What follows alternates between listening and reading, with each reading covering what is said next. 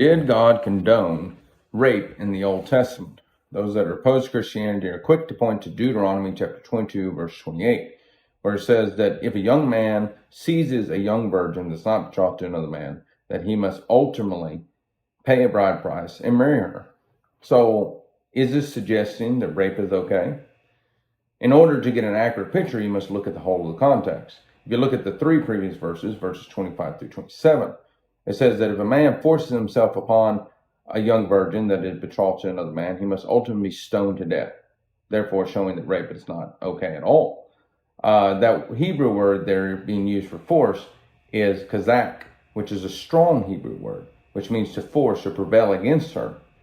The Hebrew word being used in verse 28 is a softer Hebrew word, and it means, it is tafaz, which means to catch or to seize.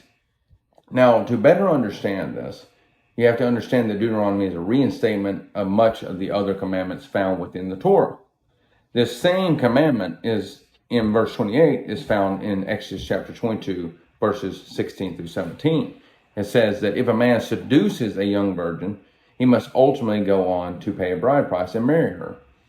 That word there being used of seduce is the Hebrew word pathos, which means to seduce or entice. It is implying that of a consensual agreement between the male and female for sexual intercourse.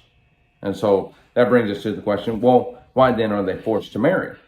The reason being is because a young woman that was not a virgin, it was much more difficult for her to be married and ultimately protected in those ancient times.